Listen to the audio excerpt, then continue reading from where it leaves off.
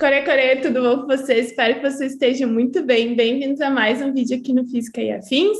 Hoje é o primeiro relato quântico de 2022. A gente vai conversar com a Rafa, que vai contar um pouquinho sobre a experiência dela com terapias alternativas e também da experiência dela com yoga, porque ela é instrutora de yoga. Então, na primeira parte do vídeo, a gente vai contar um pouco da história de vida dela, sobre as coisas que ela passou dentro dessas terapias alternativas. E aí, na segunda parte do vídeo, a gente vai entrar um pouquinho mais no mundo do yoga, que a gente já discutiu bastante no meu Instagram, Bibi Bailas, mas hoje eu vou trazer uma pessoa que trabalha com isso e que vive isso para falar um pouquinho para a gente com mais propriedade. Se tu quiser mandar um relato aqui para o canal, é contato.fisicaeafins@gmail.com, coloca no assunto relato quântico e tem a opção de falar de forma anônima. Então, já vou agradecer a Rafa por aceitar falar aqui com a gente, por falar de cara limpa, cara aberta também aí para todo mundo, dar a cara a tapa, porque é difícil fazer esse tipo de relato.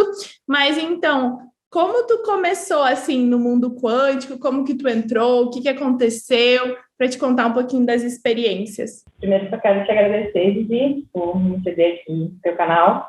Eu acho que os seus vídeos e vídeos de relatos me ajudaram, me esclareceram em muitos pontos. Então, espero que eu possa ajudar alguém também com isso. Quero deixar claro que eu não quero ofender ninguém, a crença de ninguém, criticar a crença de ninguém, é só contar como isso me afetou, de fato.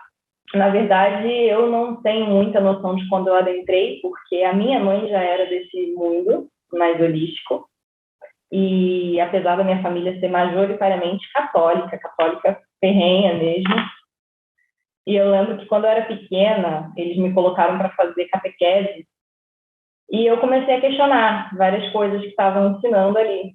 E o padre pediu educadamente para minha mãe para que ela não me levasse mais lá, porque as minhas crenças não estavam condizendo com a igreja. E isso me deixou muito indignada na época. Eu era bem pequena, devia ter, sei lá, uns 7 anos de idade. E eu queria entender, eu queria respostas para essas perguntas que eu tinha feito.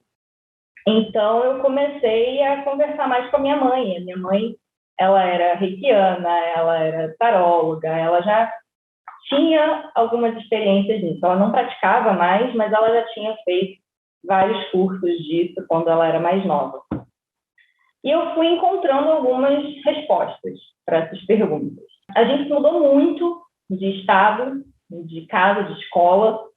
Eu já estudei em mais de 12 escolas diferentes. Então, eu não tinha um grupo muito assim de amigos. Eu era muito sozinha. E eu adorava ler. E aí, mais ou menos lá para a minha 5ª série, se eu não me engano, a minha escola tinha uma biblioteca que tinha alguns livros de Allan Kardec. E aí eu comecei a ler sobre Allan Kardec e a filosofia espírita, e eu comecei a identificar muito.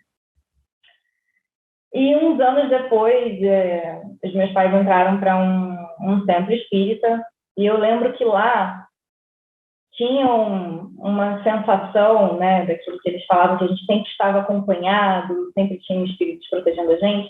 Eu fui muito abrigada por essa sensação de eu não estou sozinha, tem sempre algum amigo aqui comigo. Então, isso me envolveu muito nesse mundo. E eu tinha várias perguntas, mas eles tinham respostas para muitas dessas perguntas, para mim já era novo. E eu fui crescendo. Na época do Orkut, eu ficava em comunidades de ocultismo, comunidades sobre maçonaria, comunidades de hinduísmo, e fui aprendendo um pouco sobre vários cultos, várias filosofias. Eu adorava a filosofia, adorava fazer questionamentos, quem somos, de onde viemos, para onde vamos. Então, eu fui me identificando muito com esse mundo. Mas era uma coisa minha, era uma curiosidade minha. Eu amava história também, então eu adorava estudar o que os egípcios acreditavam, o que o povo celta acreditava, como é que essas coisas se misturaram, e foi virando uma paixão minha. Nada muito sério. Depois disso, eu cheguei a acompanhar minha mãe em alguns cursos, e é muito engraçado porque foi em 2008, 2009, que nós fizemos uma iniciação cósmica. Interessante. É chamado universalismo crístico. É uma vertente e basicamente mistura várias religiões e vários cultos. Então, você acredita em ET, você acredita em Jesus, mas você acredita em Shiva, mistura muita coisa ali. E a intenção é que tudo tem um pouco da verdade. Tudo tem um pouco do que é Deus e do que é o mundo espiritual, está misturado ali, então vamos pegar e fazer a nossa colcha de retalhos. Hoje, eu já vejo isso com um pouquinho de crítica, e é uma coisa que me chama muita atenção no mundo holístico atual, porque as pessoas não conseguem se apegar a uma crença. Eu acho que muita gente vem fugindo do cristianismo, no geral, pela rigidez que eles sentem no cristianismo, e entram em culturas diferentes, culturas antigas, mas que também são rígidas. Então, começa a fazer uma colcha de retalho, porque eu gosto disso aqui do cristianismo, mas isso aqui eu não quero seguir. Então, deixa eu pegar o hinduísmo, que aqui ele fala uma coisa que eu concordo, mas aqui eu não concordo com o hinduísmo. Então, eu vou pegar uma vertente do budismo, e assim vai criando uma grande colcha de retalhos. E assim eles vão dando um jeito de você sempre ter uma resposta para o que você quer. Como até no catolicismo eles falam aquilo de que nós somos uma partícula divina, criados à imagem e semelhança de Deus, então eles falam que nós todos sabemos a verdade divina, mas cada um tem uma linguagem e uma forma de expressar isso. Por isso que a gente pode moldar as nossas crenças com várias religiões, porque as nossas linguagens vão divergir em um momento ou outro. Mas a verdade essencial está ali, né? Então, eu acho engraçado porque é uma fé, mas não é uma fé pautada na disciplina, uma fé completa. É uma fé retalhada. E para muita gente faz sentido, para muita gente isso ajuda, tudo bem, não tem problema. Na minha experiência, isso foi ficando um pouco confuso, porque abria muitos leques, muitos leques. E essa tal dessa iniciação cósmica era para a gente entender a nossa origem estelar, a nossa origem que... o entendimento é que nós não somos originários deste planeta. Nós viemos para cá viver a experiência humana, mas que nós somos o todo, né? Deus está no todo, está no universo, então nós também estamos lá. E eu adorava. Nessa época eu comecei a conhecer a astrologia também, e aí eu fazia vários testezinhos assim, sobre astrologia, e eu achava interessante, porque eu estava numa fase, né, pela minha idade, de tentar definir um pouco a minha personalidade. E me sentir encaixada em certos grupos era muito legal. E entender, a minha personalidade é assim, por causa disso, eu me sinto assim, por isso, isso. Era muito esclarecedor para mim na época. Então, eu fui me apaixonando mais e mais por esse mundo. Passaram alguns anos, entrei no ensino médio, fui me preparar para a faculdade, e eu fiquei bem distante disso. Eu tive uma base péssima de física, de química e de matemática no meu ensino médio. Na época, eu estava numa cidadezinha do interior, com 5 mil habitantes, era uma escola pública, e eles começaram a implementar aquele currículo básico comum. Então, no segundo ano, eles tiraram 2 matérias, e no terceiro ano, eles tiraram 1 matéria. E as que eles tiraram foram física, química, e se eu não me engano, era geometria ou álgebra, não lembro. E minha professora de química e o meu professor de biologia tentavam se encontrar para juntar matérias de todo mundo e tentar explicar nas aulas, mas eles não conseguiam explicar as matérias de física, então foi um desastre. Eu entrei na faculdade de Direito, e mais ainda eu ficava estudando, me concentrava nisso, até que eu entrei na faculdade em 2012, em 2014, eu descobri que eu tinha um problema cardíaco, um problema cardioneurológico degenerativo, e eu estava num ápice de uma crise. Foi um período muito complicado, porque eu passava muito mal, eu de nada desmaiava, às vezes eu não desmaiava, mas eu perdia o controle do corpo. Eu não sabia o que estava acontecendo, eu ia nas emergências e me olhavam, você está com 18 anos, você não tem nada não, isso aí é estresse. Não é nada não, você precisa comer melhor. Minha vida inteira me falavam que eu tinha que comer melhor, porque eu tinha muita anemia, e ninguém sabia que essa anemia já era um sintoma desse problema que eu tenho. E na época, a gente conhecia muita gente desse meio mais espiritualista, né? Então, muita gente tentava justificar isso com questões espirituais, e fiz um monte de cirurgia espiritual, de reiki, de passe, cura com cristal, cura com tudo. Ninguém entendia o que eu tinha. E eu cheguei num ponto que eu não conseguia mais sair de casa, porque eu não conseguia andar pela casa sem desmaiar. E eu ia em muitos médicos, ninguém entendia nada. Nessa época, eu tinha uma amiga que fez um retiro de uma técnica que eu não quero contar qual é a técnica, só para não ser muito direta com algumas pessoas, porque acho que os principais relatos que eu tenho vão ser dessa técnica. E eu não via essa amiga há muito tempo. Ninguém sabia do que eu estava passando, não contava para ninguém. E nessa técnica, ela meio que só com o meu nome completo me falava como eu estava, como eu me sentia, o que estava acontecendo comigo. E aí eu pedi para ela fazer comigo. E ela descreveu todos os meus sintomas físicos, tudo que eu sentia, a fraqueza que eu sentia. E o resto ela falava outras coisas, outras questões. Mas me chamou muita atenção que ela foi a primeira pessoa, inclusive médicos, que entendeu o que eu estava sentindo. Então aquilo mexeu demais comigo, fiquei muito impressionada. Passei por um bando de cardiologista até que um deles falou para eu procurar um neuro. Fui neurologista, fiz o tilt test, descobri que eu tenho a síndrome de taquicardia postural ortostática. Basicamente, se eu estou deitada, o sangue espalha, se eu fico sentada, eu fico de pé, o sangue desce e tem dificuldade para subir. E aí, com isso, começa a provocar taquicardia, para tentar compensar essa falta de sangue, mas a taquicardia é tanto que para de oxigenar o cérebro. E, junto disso, existem vários sintomas, né? É uma síndrome, então não é só uma manifestação, são várias. E o meu caso, por exemplo, era um caso diferente, porque não tinha alteração na pressão, eu ficava com batimento sentada. Meu batimento ia 180, 190, e a minha pressão continuava 11 por 7. Então, quando eu tomava beta-bloqueador, a minha pressão caía, eu piorava ao invés de melhorar. Foi, assim, bem complicado. O meu médico levou meu caso aqui dos Estados Unidos para tentar estudar. Eu tive que ficar 6 meses deitada. Eu não podia nem sentar sem alguém do meu lado para me fazer companhia, porque eu tinha risco de ter um AVC, de ter um ataque fulminante. Então, era uma coisa bem séria. Tive que largar emprego, tive que largar a faculdade. Foi um momento muito complicado para mim. A gente fez alguns tratamentos experimentais e alguns não deram certo. E o meu médico falou, olha, isso pode ser uma síndrome que vai ficar assim para sempre. Ela é degenerativa, então os prejuízos que você tiver na parte circulatória, na parte motora, nervosa, o que quer que seja, eles não são reversíveis.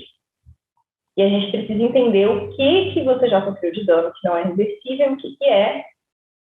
Porque eu ficava com a visão toda turva, as pessoas falavam uma frase, eu já esqueci o início da frase, eu não conseguia ler, porque eu já não sabia juntar muito bem as palavras, estava muito confuso para mim.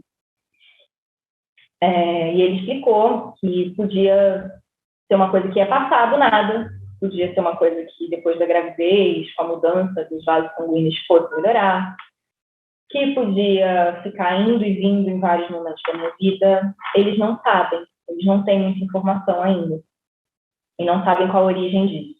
Depois que a gente achou um tratamento, que era tratamento com cortisona, eu tinha que tomar cortisona 3 vezes ao dia, eu comecei a me estabilizar um pouco mais. Mas também vieram todos os efeitos colaterais do cortisona. Então, eu estava bem cansada, eu estava muito preocupada, eu não sabia o que ia acontecer comigo. Eu lembro que na época ele falou que era para eu procurar uma coisa que eu gostasse de fazer e fosse muito tranquila para o meu mental, né? Não vai voltar logo para a faculdade de Direito, não está entendendo nada. E aí eu fui atrás de um curso de formação em dublagem, que eu sempre quis fazer. Hoje em dia eu, inclusive, trabalho também fazendo traduções para dublagem. E me falou que eu precisava fazer um exercício físico leve, sem impacto, porque eu fiquei 6 meses deitada numa cama e eu precisava voltar a me movimentar. E eu já tinha praticado com uma amiga muito pouquinho de yoga, e eu lembrei do yoga. E ele falou, olha, eu acho que vai ser muito bom, tem muito exercício respiratório. Para você, exercício respiratório é a melhor coisa que tem. Beleza. Comecei a fazer yoga. E eu comecei a sentir muita melhora com a prática de yoga. Muita, muita. Coisa de em 3 meses, eu já não estava mais tendo nenhum episódio de desmaio. A minha cabeça começou a funcionar muito melhor, o meu sono começou a melhorar muito, as dores no corpo diminuíram. E o yoga foi me fazendo muito bem, muito bem. E aí, quando eu estava bem o suficiente, eu resolvi fazer um curso dessa tal técnica que a minha amiga tinha me falado, para ver qual era. Esse curso, ele era no formato de retiro, em 9 dias. Eles até têm o combinado, que acontece aqui, fica aqui. Mas esse curso teve muita coisa que para mim foi muito benéfica na época. Eu achei que foi muito benéfica na época. E eu demorei a ver que não foi tanto assim. Tá, peraí. Aí tu ficou 9 dias num retiro, tipo, seguindo lá cronogramas e tal. E o retiro foi pago também? Foi bem caro. É isso que eu queria saber, se era, tipo, caro, barato. Não, era bem caro. Tá. Mas eles ofereciam algumas promessas, digamos, que pareciam muito atrativas. E como esse foi o primeiro diagnóstico que eu tive, eu fiquei muito instigada em entender melhor isso. Por causa de todo esse meu histórico holístico, eu nunca achei que um problema de saúde fosse só de saúde. Eu sabia que tinham questões emocionais que também ficavam envolvidas ali, podiam piorar muito o meu estado. E eu também, na época, ligava isso a, por que não, questões espirituais que podiam piorar ou melhorar o meu estado, né? Tá, mas, tipo, essa tua amiga que deu o teu, entre aspas, diagnóstico, ou que falou o que tu tava sentindo, né? Ela era uma amiga próxima? Ela já tinha visto que, talvez no Instagram, em algum lugar que talvez tu comentou sobre isso? Tu acha que foi uma coisa, assim, mais cósmica? Vou falar cósmica para não falar religioso, mas assim... Olha, essa amiga, para você ter noção, eu não falava com ela há mais de 1 ano e meio. Eu não tinha Instagram na época, só tinha Facebook, e eu não tinha contado nem para familiares o que estava acontecendo. Ninguém sabia o que estava acontecendo. Tá. E essa técnica é uma coisa que eu não entendo até hoje. Depois eu trabalhei e atendi mais de 500 pessoas com essa técnica. E eu conto nos dedos de uma mão as pessoas que falaram que não tinha nada a ver com o que eu estava falando. Isso é muito doido. Eu não entendo até hoje, mas também não procuro entender por motivos que eu ainda vou explicar. Tá. Mas aí eu fui para lá, para esse retiro. Nesse retiro, a gente tinha um voto de silêncio, a gente não falava com ninguém, nem por WhatsApp, adeus celular, adeus comunicação. E é engraçado que tem muito do que aconteceu lá que eu vi nos seus vídeos comentando sobre os comportamentos de seita. E muito do que aconteceu lá me lembrou demais a série do Novos Desconhecidos. Novos Desconhecidos? Isso, Novos Desconhecidos. Por quê? A gente tinha práticas de jejum. A proposta era que a gente começou com uma refeição sólida, depois foi diminuindo para uma refeição líquida, e depois disso a gente era convidado a fazer jejum total, só beber água. Para quem não quisesse só beber água, seria oferecido uma sopa e sucos durante o dia, apenas. E eu fui tão envolvida no processo, que eu entrei no grupo de jejum.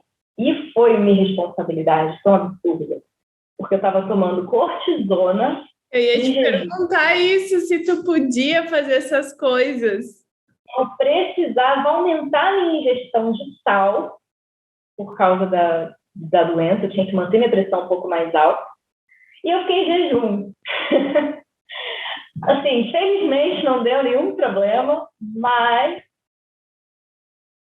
não era para ter feito essa besteira. Mas, enfim. E a primeira prática da manhã era uma meditação que durava cerca de 1h30, 1h30. Era muito longa.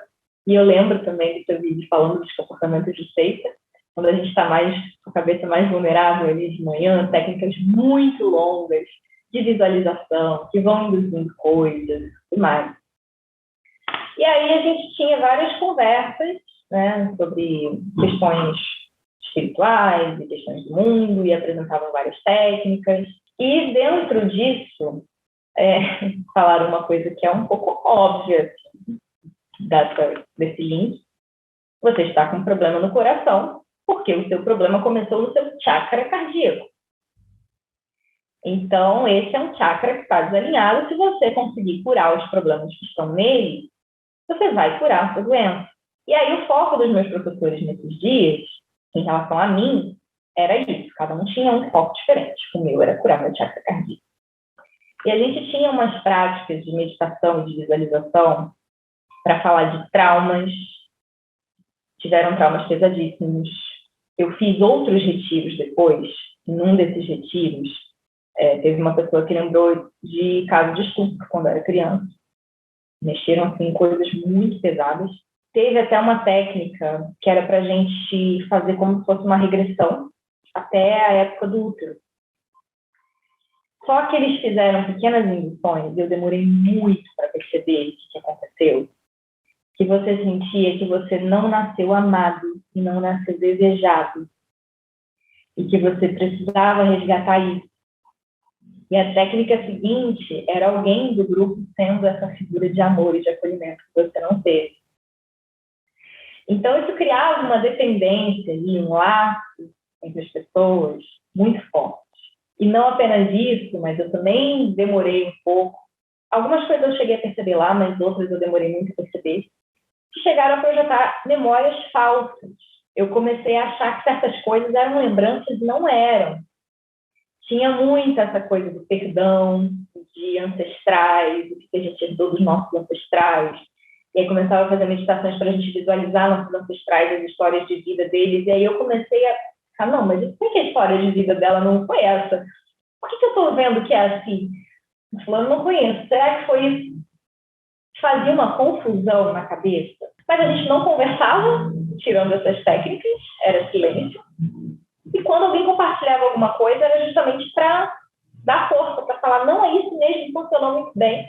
Então, vai todo mundo criando aquele ciclo ali de convencimento, né? E eu voltei emocionalmente exausta de lá, muito exausta. Foi muita coisa, assim, que veio sobrecarregada, problemas de infância, problemas que eram meus e que não eram meus. Eu lembro que, na época, jogaram muita responsabilidade dos meus problemas na minha relação com a minha mãe. A minha mãe sempre foi a minha melhor amiga, assim, meu maior amor. Depois desse retiro, eu tive muitas brigas com ela. A gente começou a ter uma relação muito estranha. Demorou até voltar ao normal. E uma coisa que eles falavam lá, que eu acho muito interessante, é que se você está com esse problema de saúde, você veio aqui para ajudar o mundo em relação a isso. Se você veio com uma dor, é porque a sua missão, seu propósito, essa palavrinha-chave aí, é curar a vida de outras pessoas que têm essa dor. No começo, isso faz um pouco de sentido. Poxa, se eu conheço a síndrome, eu talvez consiga ajudar mais uma pessoa que tenha do que alguém que nunca nem sentiu, não sabe o que está falando. Faz sentido. Mas pega num ponto muito importante da série dos Novos Desconhecidos. São pessoas que estão com dores, com problemas de saúde graves, com problemas de família, enfim, gravíssimos, e estão tentando curar outras pessoas sem nem terem se curado. É como se você tentasse curar o seu problema, terceirizando isso e fazendo funcionar para o outro, sabe? Sim, as pessoas não tinham nenhuma formação, nenhuma base, preparo e sairiam.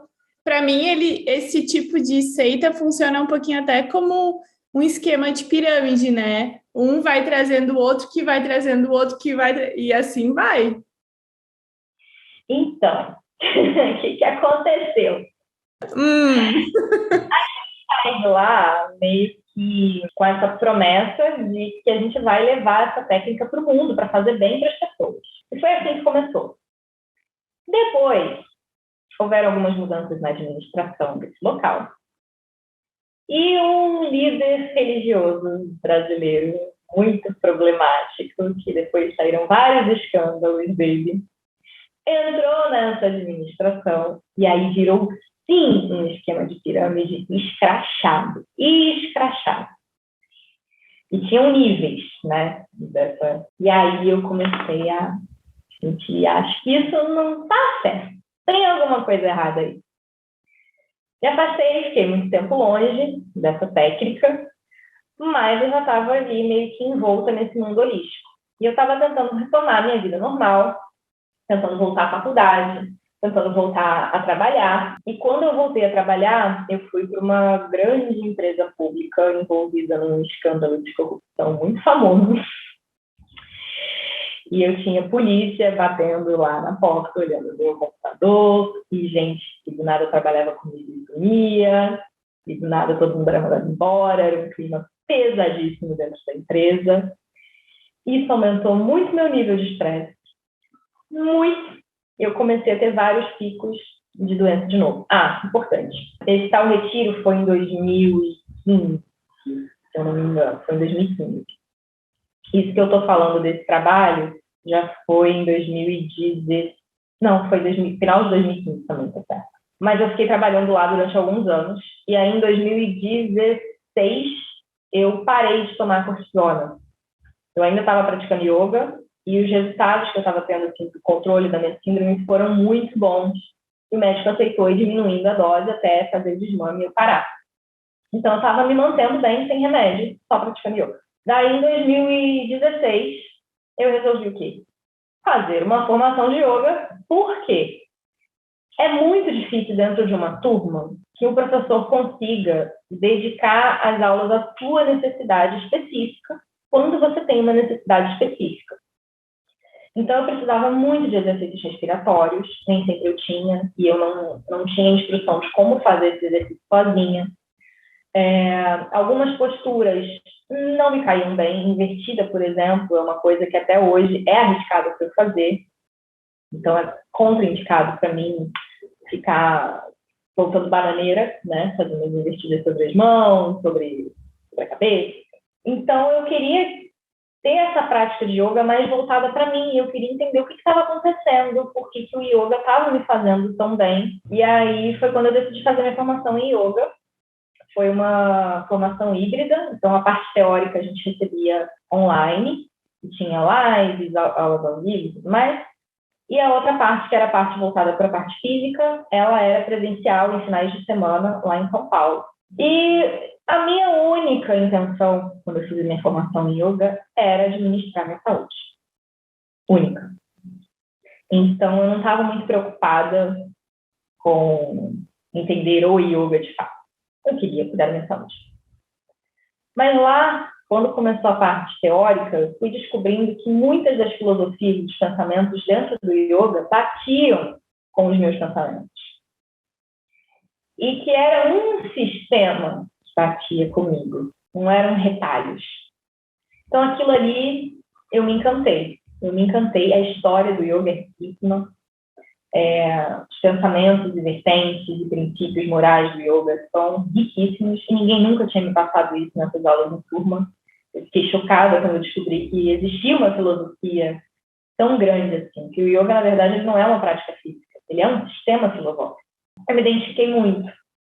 E quando chegou na parte física, a gente aprendeu bastante coisa, aprendeu bastante base, mas não foi tão detalhado quanto eu esperava. E eu fiquei meio insegura. Eu pensei, não sei se eu tenho capacidade de dar uma aula. E eles testam isso, a gente tem que dar aulas lá durante o curso. Uma das provas é dar uma aula para todo mundo lá, enfim.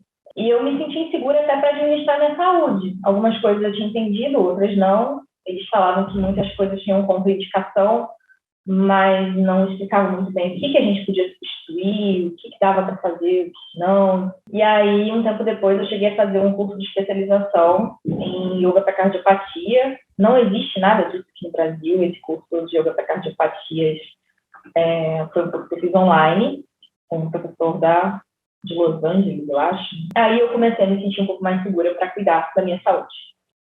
E ponto, era só isso. Voltei a trabalhar lá naquela empresa pública E com os estresses fui tendo esses picos, até que chegou uma época que eu não conseguia mais trabalhar. E o meu médico falou, olha, a gente já conversou sobre isso, talvez você não deva trabalhar.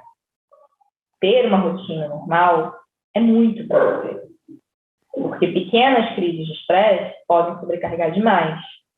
Ele brinca que o meu corpo parece estar fugindo 24 horas por dia de um touro.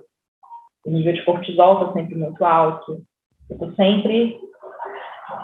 Meu funcionamento é muito mais agitado. Apesar de todo mundo falar que eu sou muito calma. Mas eu sabia que o yoga ia me ajudar.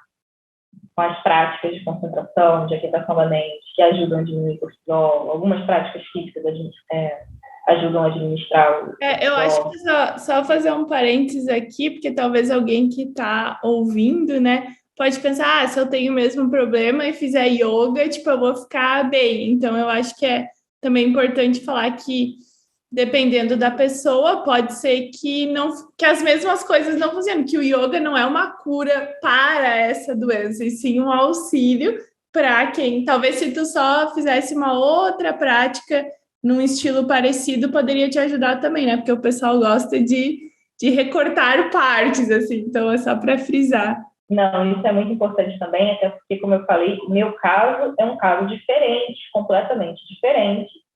E o meu caso, ele é mais em picos. Ele não é uma constante. Eu não tenho taquicardia todos os dias. Eu tenho picos. Então, quando eu estou nesses picos, eu posso tentar diminuir um pouco a minha frequência cardíaca com alguns exercícios respiratórios. Isso significa que vai parar com a minha taquicardia? Não. Eu parei de tomar remédio por causa do yoga? Não. Eu parei de tomar remédio todos os dias, porque eu não tenho problema todos os dias. Eu tenho épocas. Então, o yoga ele ajuda a administrar sintomas, mas cura não tem, não é isso. Eu achei bem válida essa colocação, assim, Vivi. E aí eu tive, novamente, parar de trabalhar. Na época, o meu médico chegou a perguntar se eu não queria tentar pedir uma aposentadoria. Com 21, 22, não sei. Pedi aposentadoria por invalidez. Eu não quero, eu quero ter minha vida, caramba. E aí eu comecei a pensar, como é que eu posso trabalhar sem estar nessa rotina? Até porque mesmo quando eu estava no meu emprego, às vezes tinha dia que eu acordava passando muito mal. Até quando eu estava nesse emprego, às vezes tinham dias que eu acordava passando mal, e os dias que eu acordo passando mal, não adianta. Eu posso tomar o que for, eu vou passar mal o dia inteiro. Só vou melhorar no dia seguinte. Às vezes na semana seguinte. E aí todo dia você ligar para o seu chefe, olha, hoje eu não vou trabalhar, hoje eu estou passando mal. E eu queria encontrar uma forma de trabalhar sendo a minha própria chefe. Home office nem se falava naquela época, não tinha nada disso. E aí a minha primeira opção foi yoga. Vou trabalhar dando aulas de yoga. E aí eu comecei a pesquisar sobre como é que era a vida dos professores de yoga, sobre como era a praticação. E aí eu fui entrando nas redes sociais do yoga. E aí entrou outra sedução maravilhosa, que é a sedução dos nômades digitais. Nômades digitais existem, você trabalha de casa, beleza. Mas eu acho que vem uma promessa muito forte, é uma promessa que eu estou vendo hoje em dia muito forte dentro do mundo do yoga, de que se você for um nômade digital, você vai ganhar muito dinheiro, rápido, e vai viver aquele estilo de vida, que é viajar para lugares paradisíacos, trabalhar no computador na praia. E isso no mundo do yoga estava assim, naquele boom, sabe? Todo mundo estava indo para a Tailândia tirar foto fazendo asana de yoga.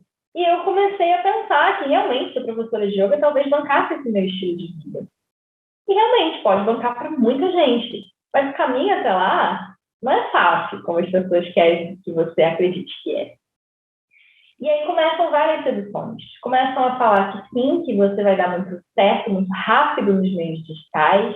Se você não der certo é porque você não tentou direito. Começam a falar muito mal das profissões tradicionais, que são obsoletas, que são sem graça, que você é um escravo. Gente, para mim, enquanto eu não tive esse problema, eu estava trabalhando, eu estava servindo ali algum papel dentro da minha empresa e eu estava recebendo um dinheiro que bancava meu plano de saúde, que bancava sair com os meus amigos, comer uma comida do iFood, comprar algum livro, alguma roupa para mim, bancava o estilo de vida que eu queria viver. Então, eu não estava sendo uma escrava, eu estava tendo uma troca. Óbvio que a realidade de trabalho de muita gente não é. Mas a minha crítica é que nessas promessas de nômades digitais, começam a fazer você acreditar que tudo que não é isso é exploração. Se você não é seu chefe, você é muito explorado e isso está muito errado, você tem que fugir disso. E a gente não vê que tem uma vertente política dentro disso, que é a vertente que está interessada em acabar com os direitos trabalhistas, tornar muito mais comum que todo mundo seja microempresário ou pequeno empresário, porque aí as empresas não têm que pagar aqueles direitos, não tem tantas confusões, né, em questões de imposto. Então, para o governo, para as empresas, é muito interessante esse boom. Por isso eles começaram a dar tantos cursos de empreendedorismo nas empresas. Não é porque eles são legais e querem que você fique bilionário. É porque eles querem te empolgar a ser dono do seu negócio, virar autônomo e prestador de serviço. É muito menos burocracia. E aí, também eu estava enxergando essa realidade na época, estava muito seduzida por esse campo da sereia. Até porque eu pensava, eu não vou ter muita outra opção. Se eu não posso trabalhar com um trabalho normal, o que eu vou fazer? Eu tenho que ser minha chefe. E aí entrei para esse mercado de trabalho dentro do yoga. E eu vi muita coisa, eu vi muito despreparo, eu vi que as próprias pessoas que chegavam para procurar yoga estavam muito perdidas. E uma coisa que me assustou muito é que as pessoas confundiam o papel do professor de yoga com o papel de um guru, de um diretor espiritual. As pessoas vinham com problemas sérios da vida desabafar para mim. Um terapeuta, né? Gente, eu não sei o que você deve fazer da sua vida, peraí. E foi um dos motivos pelos quais também eu parei de vez com aquela outra técnica que eu estava falando antes, porque as pessoas não conseguiam tomar uma decisão sem me perguntar. Devo mudar de casa? Eu vou fazer esse projeto no emprego? Devo largar meu marido? Devo largar tudo e passar um ano sabático? Gente, eu não vou, nem que alguma visão divina venha na minha cabeça, eu não vou falar. Você tem que tomar as suas decisões. Tinham casos, assim, que nessa tal técnica, uma das coisas que a gente via era uma vida passada da pessoa. Depois a própria escola quis mudar isso, porque viu que as pessoas estavam ficando muito impressionadas. E aí tinha gente que eu falava, foi na África, a pessoa queria se mudar para a África. Eu falava, gente, não. Uma coisa que eu falei não pode ter tanto poder assim na vida de outra pessoa. Não, calma aí. Tá, peraí. Só para as pessoas que estão ouvindo, eu não sei que técnica é essa, porque ela não me falou no e-mail, né? Eu devia ter perguntado antes, que agora eu tô tentando pensar o que poderia ser. Você não falou sobre ela. Hã? Você não falou sobre ela. Nunca falei sobre ela. Entendi. Tá, mas se tem escândalo de algum guru, talvez eu imagine alguma coisa assim. Mas falando sério, a técnica é essa. Qual que era o objetivo, assim? Ajudar as pessoas nos problemas emocionais? Tipo, uma coisa meio psicólogo? O que era o objetivo? O objetivo dela é realmente fazer um diagnóstico e ajudar no processo de autoconhecimento. Eu não sei nada sobre você. Às vezes eu nunca tinha nem visto você e às vezes eu fazia online sem nunca ver. Eu só tinha o seu nome completo. E aí, de olhos fechados, eu começava a ver algumas imagens. Eram imagens, pareciam sonhos, sabe? Imagens irreais. Às vezes eram desenhos, às vezes era uma forma só. E essas imagens eram como, depois acontecia como se fosse uma interpretação desses sonhos. Você explica, essa imagem está significando isso, quer dizer isso, isso e isso. E às vezes essas imagens davam uma explicação para alguma coisa. Você está triste porque você teve uma perda na sua família. Você está triste porque você teve um rompimento de um relacionamento muito brusco. Era isso, basicamente. Uma coisa meio de adivinhação, assim, tipo fecha o olho e imagina coisas que, na minha opinião, de cética, podem simplesmente não significar nada e a pessoa simplesmente, tu fala, Ai, tu tá meio chateado. Nossa, sim, porque isso. Tem até um nome que chama efeito Forer, ou Forer, que é justamente as pessoas te falarem coisas que podem valer para qualquer pessoa, mas tu acha que valem para ti especificamente. E aí tá, tipo, signos, assim, né, gente? Polêmica, mas enfim. Esse mês vai acontecer alguma coisa boa. Tipo, isso pode acontecer com qualquer pessoa, mas tu acha que é comigo, sabe? Não, assim, a gente não dava previsão. Previsão, não. Era Aham. mais fazer entender o momento que você está vivendo. Tá, ok. Aí as pessoas começam. E da onde é que essas pessoas saíam, assim? Tipo, é um amigo que trouxe um conhecido. Tu falou que tu atendeu 500, mais de 500 pessoas. Então, teve amigo que foi indicando para amigos, eventos holísticos que eu participava e aí eu atendia nesses eventos. Teve época que eu divulguei em mídias sociais também, e aí vieram pessoas. Mas começou essa loucura aí de, não posso falar, que a pessoa já quer apostar o dinheiro inteiro dela nessa letra, o que está acontecendo? Não, eu não sou psicóloga, eu não sou uma terapeuta, eu não tenho como bancar nada disso. Até, às vezes, eu falava alguma coisa e aquilo ali era muito sério para a pessoa. Eu falava, né, de um sentimento de vazio que a pessoa estava, porque alguém... Detalhe, eu esquecia tudo o que acontecia nessa técnica assim que eu terminava de fazer. É muito doido.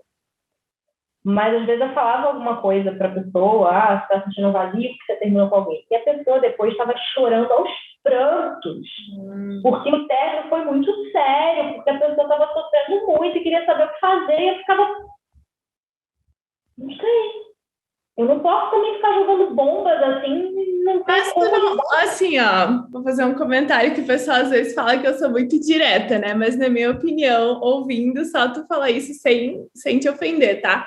Mas assim, tu não acha que é irresponsável? Porque assim, porque tu não tem formação nenhuma para tratar o psicológico de alguém. Vamos supor, tá? Vamos imaginar hipoteticamente que tudo que tu tá falando é verdade, tu fechou o olho e viu coisas. Mas aí tu jogou essa coisa na pessoa e depois tu não consegue dar nenhum tipo de apoio para a pessoa e falar muito obrigado, até a próxima vez, tchauzinho. Aí a pessoa, tipo, se atira de uma janela. Exatamente, exatamente, exato. E isso começou a me incomodar demais. E eu comecei a ver isso acontecendo dentro do yoga também, porque as pessoas achavam que eu seria uma terapeuta, que eu iria aconselhar a vida delas. Eu falava, gente, não, eu sou professora de yoga, eu não sou psicóloga, não sou psiquiatra, não sou nada. Quando eu fui vendo a proporção que essas coisas podiam tomar, foi quando eu parei de fazer essas técnicas. E até para dar aula de yoga eu tinha que tomar muito cuidado com como lidar com essas pessoas. Eu acho que uma das coisas que também contribui para isso é que, como o yoga tem um sistema filosófico, e como a gente está na era dos influenciadores digitais, muitos professores publicam, sei lá, uma foto praticando algum asana e alguma lição de vida, alguma coisa que eles aprenderam, trabalham alguma questão filosófica do yoga, e aí o pessoal começa a achar que o professor de yoga pode te dar lições de vida, que o professor de yoga pode te ensinar, que ele tem uma sabedoria acima do comum, não é nada disso. Então, nessa época, eu estava trabalhando só como professora de yoga, tentando ali fazer meu ganha-pão de um jeito diferente. Apanhei muito como autônoma, demais, nossa senhora. Fui estudando mais sobre a técnica, sobre a prática. Eu senti muita necessidade de fazer cursos de anatomia. Tem uma porrada de livros de medicina aqui, porque eu vi, cara, eu não tenho... Ninguém me deu uma base para tratar de certas coisas. Então, se chega alguém com hérnia, se chega uma gestante, isso aqui não é muito legal de fazer. E como é que eu vou adaptar uma aula de uma turma? O que eu vou colocar nesse lugar? Por que não é legal de fazer? Porque eu posso substituir por outro lado, mas que também não vai ser legal de fazer. Então, eu fui sentindo a necessidade também disso para não cair nessa outra irresponsabilidade que, infelizmente, eu estou vendo demais, até nisso da popularização do yoga pelo YouTube, gente falando, iniciante para todo mundo, e aí coloca um asana super avançado que você precisava trabalhar a base por meses, falo, gente, você pode machucar sério alguém aí? E aí é engraçado que foi mais ou menos nessa época que você chegou na minha vida. Outras coisas aconteceram nesse meado de tentar ganhar minha vida com esse mundo mais alternativo. Cheguei a fazer um curso de formação de terapias de saúde complementar, vulgo saúde integrativa, vulgo técnicas holísticas, que dava uma carteirinha de uma associação brasileira que era autorizada pelo SUS. Então, teoricamente, eu teria como trabalhar para o SUS. E é interessante porque eu via aquilo tudo e eu lembrava das coisas que eu lia desde pequena e eu falava assim, tá errado. O pensamento de fulano está muito diferente do de ciclano. E tem um terceiro que está falando algo totalmente diferente, mas isso aqui não faz sentido e isso aqui é uma verdade. Eu fui notando que as coisas não se encaixavam. As interpretações não se encaixavam, não tinha uma concordância ali em muitas coisas. E aí comecei a ver alguns absurdos. Você falou do próprio Reiki, que é uma técnica japonesa, que começou a surgir Reiki xamânico. Não tem nada a ver com os povos norte-americanos, enfim. Reiki cigano, não tem nada a ver. Como é que estou fazendo isso? E eu tenho um tio de consideração, de coração, que ele é cigano, meio distante de família. E ele fala muito sobre como esse mundo holístico deturpa a imagem do povo dele, como isso é absurdo. E tem uma brincadeira que ele fez um dia que ele falou assim, meu povo foi escravizado, foi torturado, foi perseguido, queimado vivo, sofreu de todo tipo de vergonha, de desgraça e de luta para sobreviver. Para depois que morre, ficar no plano espiritual, tomando conta da Dona Maria, que veste um vestido de cetim e comendo espiritualmente frutas e bebidas para fazer a Dona Maria não perder o namorado e conseguir comprar um carro novo e ficar dançando bamboleo dos Gypsy Kings. Poxa, isso é um baita de respeito. Eu sei que tem muita gente que acredita nisso, que é meio forte essa frase dele, mas é porque a gente não pensa em como a gente pode ferir outras culturas com algumas dessas crenças. Como a gente pode estar desrespeitando um povo inteiro por misturar crenças com culturas. E aquilo foi me deixando muito incomodada. Alguns anos depois, foi até ano passado, retrasado, eu cheguei a trabalhar com um grupo de médicos, enfermeiros, etc., com cuidado paliativo, né, fim de vida. E eles usavam algumas dessas técnicas não do jeito que elas são usadas de fato. Eu era responsável até por isso. A intenção não era você procurar um floral, um aroma da aromaterapia que sirva para tal coisa ou outra. A gente está falando de pacientes que, às vezes, numa internação muito longa, com câncer ou alguma coisa assim, têm feridas expostas, que soltam cheiros muito fortes, sentem muitas dores, alguns ficam muito dopados. Então, você chega num quarto de um paciente desse e você coloca uma essência, um óleo essencialzinho, cheirosinho de lavanda para perfumar o ambiente, que aumenta um pouco do bem-estar da pessoa. Você não pode fazer uma massagem, mas você faz uma imposição de mãos só para a pessoa sentir um contato, que não seja uma troca de curativo ou medição de sinais vitais, a pessoa se sente um pouquinho mais acolhida. Levou um pouco dessas coisas para o bem-estar, sem tentar usar como um grande conhecimento científico. Isso eu achei muito legal. Mas o que eu vi em toda essa parte holística não foi nada disso. Foram absurdos. E eu fiquei muito desgostosa. Eu pensei, rasguei muito dinheiro nessa brincadeira. E aí, na época, uma amiga minha estava tentando me convencer a fazer um curso de Life Coach. E eu já não estava esperando muito bem. E eu fui pesquisar sobre isso, o que era isso. E eu entendi o seguinte, a ideia do Life Coach começou pegando pessoas que administravam empresas, que usavam estratégias de empresa para resultado, para análises, para planejamento, para administração financeira, e aplicar isso na sua vida pessoal para você atingir seus objetivos. A princípio, interessante, você vai ver seus problemas com um pouco mais de distanciamento, vai pensar de uma forma mais racional em como construir tudo isso, em como planejar, sei lá, uma viagem de um jeito mais eficiente, mas o negócio foi se deturpando muito, foi tomando essa proporção absurda que a gente viu, e mais do que isso, eu acho que essas questões de life coach foram entrando muito na área da psicologia, que eles não deveriam ter mexido, e foram também fazendo uma farofada, e aí começou coach disso, coach daquilo, e pessoas que achavam que realmente iam administrar a sua vida como se fosse uma empresa. Mas você não é uma empresa, você é um ser humano. Você é complexo. Até dentro de uma empresa você não tem total controle e previsibilidade do que vai acontecer. Imagina na vida humana. Você não tem como administrar suas relações emocionais, seu psicológico, como se fosse uma empresa. Não tem como. E aí eu estava cheia de críticas e essa amiga estava muito empolgada porque ela estava fazendo o curso de life coach. E aí eu vi um vídeo da psicóloga versus o coach quântico. Eu falei, cara, eu tenho que mandar isso para ela. E aí no outro dia, quando eu fui procurar esse vídeo para mandar para ela, eu achei o seu vídeo reagindo a isso. E foi, acho que na mesma semana que você postou, não sei. E eu comecei a conhecer o seu canal por isso. Você começou com a terça do charlatanismo, o quântico. E eu comecei a ver muitas coisas que eu tinha estudado, que eu tinha vivenciado, retiros que eu tinha feito, coisas que tinham me recomendado até e eu não tinha feito. E foi, ó. E, nossa, se antes eu achava que eu tinha rasgado dinheiro, agora eu tenho certeza. Ai, meu Deus. Essa terapia para desfazer isso aqui, meu Deus do céu. E eu não conseguia parar de assistir os vídeos. No primeiro, assim, eu cheguei a ficar meio chocada. Parece que estavam falando que a minha vida inteira tinha sido uma mentira. Porque todos esses fatores me seduziram em épocas de vulnerabilidade muito grandes. Muito grandes. Você vê aquilo ali sendo desconstruído, dá uma... Mas eu não conseguia parar de assistir, porque eu sabia que aquilo ali estava certo.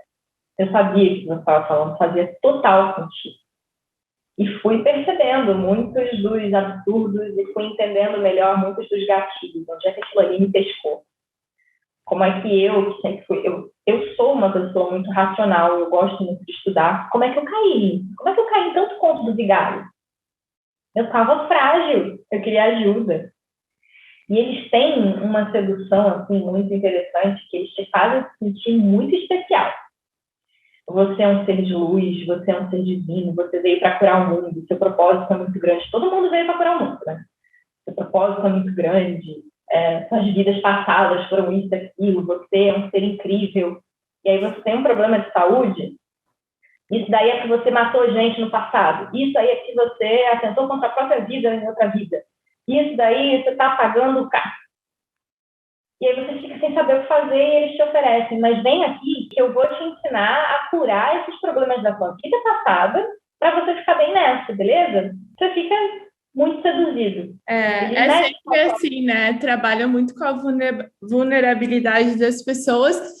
E eu acho que tem também a parte do ego também da pessoa que está se sentindo especial. Porque um ponto que é bem discutido é essa questão do narcisismo espiritual, né? Tu achar que tu é superior. Sempre que eu recebo algum xingamento, alguma crítica, a pessoa sempre fala: ah, porque tu ainda não evoluiu o suficiente, porque tu ainda não chegou lá, por isso tu tem essa visão do mundo e tal. E esse é um mundo que é muito egocentrista, porque você vê até que tem algumas crenças assim, pequenas, mas os cachorros e os gatos são seus protetores, eles absorvem as energias que podem te prejudicar. Caraca, esse ser foi criado para me proteger de coisa ruim? Nossa, sério? As plantas, né, também.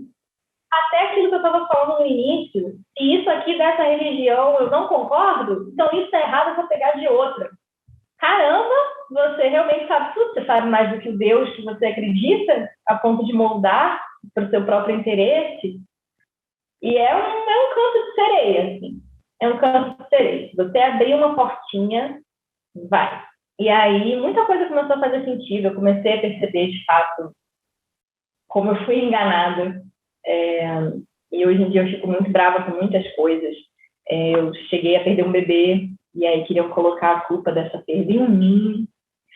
E eu ficava em outra vida. Eu falava, gente, não, que isso? Eu tenho, por causa da síndrome paralisia do sono, e algumas dessas paralisias do sono, eu tive alucinação. E aí começavam a falar, espírito tentando te estuprar, isso daí. Eu falei, gente, peraí. Peraí, isso daqui é uma condição médica, isso daqui é explicado. Você está querendo me botar medo? Já dá medo. Muita gente desenvolve pânico para dormir por causa da paralisia do sono. Você ainda vai despejar um negócio desse em cima da pessoa, você vai piorar muito a condição da pessoa, olha que responsabilidade. E você vê que não é uma preocupação, porque eles não, nessas horas, eles não falam com jeitinho. Nessas horas é ataque, porque aí a única saída é você comprar alguma coisa. Não é mais um ombro amigo. Uhum. Isso que eu noto muito nessas práticas também é sempre inventar um problema para oferecer uma solução, né? Às vezes a pessoa nem sabe que tem aquele problema e muita gente acha que só porque essa prática é alternativa, é diferente, ela é boazinha, ela não visa lucro, e a gente sabe que no final é lucro, né? Em todos os lados, digamos assim. Enfim, eu fui me desligando cada vez mais disso. Muita coisa ainda estou revertendo de todos esses processos que fizeram. E junto disso não tinha como eu também não questionar muito do mundo do yoga e do que o mundo do yoga está se tornando. Eu, durante um tempo, parei até de dar aula, porque eu precisava rever essas questões, precisava entender um pouco mais disso. E eu acho que não existe ainda uma resposta absoluta, mas é uma questão que precisa ser muito discutida, porque o mundo do yoga está seguindo exatamente o mesmo caminho, está se tornando exatamente a mesma coisa. E o yoga, ele tem um histórico político muito forte, ainda tem, ele foi e ainda está sendo uma ferramenta política.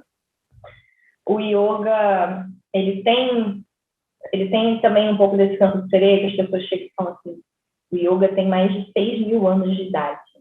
É uma técnica antiquíssima. Então, vai trazer muitos benefícios para você. Só que eles não falam que o yoga de 6.000 anos atrás não tem absolutamente nada a ver com isso. Nada, nada, nada. As primeiras menções da palavra yoga, do radical yoga, eram relacionadas à guerra. Era uma arte de guerra. E esse yoga que a gente conhece das posturas, ele não tem aí, acho que nem 100 anos de idade. Então, tem muito mito também sendo vendido a respeito do yoga. E eu acho que a gente precisa até entender a história. Como é que o yoga começou e se desenvolveu até virar o que ele está hoje. Porque a gente está vendo uma discussão muito grande, acho que, primeiro, por que tem tanta gente branca praticando yoga, tão poucos etnias praticando yoga. Esses professores brancos ocidentais, eles realmente podem ensinar yoga, eles estão fazendo certo em fazer isso, ou está sendo uma apropriação cultural muito desrespeitosa? Está sendo uma apropriação cultural? Qual é a origem? O que é o yoga real? O yoga não é uma profissão que tem regulamentação, qualquer um pode ser professor de yoga, num curso de final de semana, mesmo sem nunca ter praticado. Qualquer um pode dar um curso de formação de yoga. E apesar do yoga ser um sistema filosófico, a gente, hoje em dia, tem muitas práticas físicas. E a gente tem práticas meditativas também, que não são recomendadas para todo mundo. E aí, nas partes físicas, a gente vê alguns absurdos, assim, de entrar num estúdio e ver uma pessoa que tem um problema claro, claríssimo, de mobilidade, com o ombro, porque tem uma fratura, alguma coisa assim, fazendo posturas de apoio sobre o ombro. Pessoas que têm problemas na coluna, dobrando a coluna doidadamente. E a gente começa a ver o yoga não como uma prática, mas como um lifestyle. E aí vão entrando outras questões de corpos, de sexualização, essa mistura que a gente vê aqui achando que o Tantra tem a ver com sexo e não tem, e aí começa a seduzir isso em yoga. E aí a gente tem vários casos de estupro, vários casos de abuso, e tem várias problemáticas começando aqui no yoga, inclusive essa confusão do que é fé, do que é religião, do que é uma prática física. Eu acho que a gente precisa discutir desde a origem do yoga para entender um pouco disso. Bom, gente, a ideia era que a gente continuasse falando aqui agora toda a parte do yoga, mas como o vídeo vai ficar muito longo, eu estava falando com a Rafa, e a gente vai, então, fazer um outro vídeo focado no yoga. Então, a história do yoga, coisas interessantes sobre o yoga, problemáticas, coisas boas, para tentar explicar um pouquinho, desmistificar essa ideia de que que o yoga vai ser a cura da tua vida e te transformar em imortal, porque eu acho que não tem ninguém imortal ainda ou levitando por aí, mas enfim, eu acho que vai ser importante fazer esse vídeo que muita gente pede. Então, se tu quiser deixar uma mensagem final para o pessoal sobre as tuas experiências alternativas e deixar aí o pessoal instigado para o próximo vídeo também. Bom, sobre as minhas experiências, eu acho que o que eu posso resumir, se eu quero ajudar alguém de alguma forma, é que se você está num momento sensível, se você está num momento vulnerável, toma muito cuidado com aonde você está caindo. Acho que existe fé, existe crença, você pode acreditar em todas as coisas que a gente citou aqui, nesse e em outros vídeos, como a sua fé, mas não veja isso como a sua boia de salvação. Não veja isso como algo que tem um impacto tão forte na sua vida. Ninguém pode te dar esses conselhos e te dizer como seguir sua vida e te curar de doenças num passe de mágica. Saiba separar as vertentes. Bom, eu espero que esse vídeo possa ajudar alguém, eu espero que o meu relato possa trazer uma luzinha para alguém que esteja passando pelas mesmas situações. Procure psicólogo, faça uma terapia de verdade, procure médicos para te ajudarem de verdade.